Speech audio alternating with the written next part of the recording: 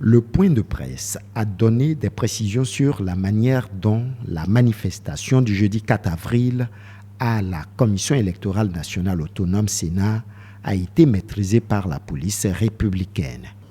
La police républicaine, dans son rôle de protection des institutions de la République, avec l'appui de l'armée, est intervenue pour rétablir l'ordre.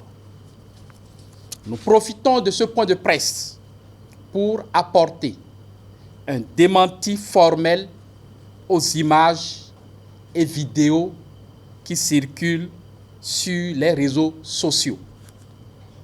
En effet, nous tenons à rassurer l'opinion nationale et internationale que la police républicaine n'a pas utilisé d'armes létales. Les forces de l'ordre ont juste fait usage des moyens légalement et internationalement dédiés au maintien de l'ordre pour dissiper les attroupements. Il n'y a donc pas eu de morts ni de blessés. Quelques conseils à l'adresse de tout manifestant.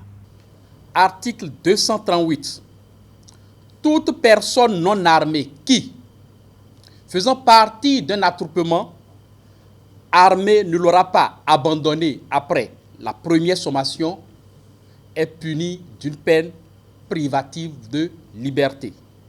Cette peine sera plus lourde si la personne non armée a continué à faire volontairement partie d'un attroupement armé ne s'étant dissipé que devant l'usage de la force. Secondo, article 240. Toute provocation directe à un attroupement est punie d'une peine privative de liberté. 5 présumés cybercriminels ont été arrêtés par la police républicaine.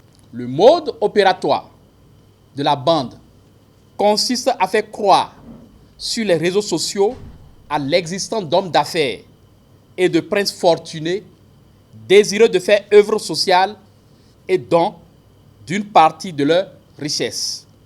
Mais avant d'en être bénéficiaire, il faut constituer des dossiers et s'acquitter des frais y afférents.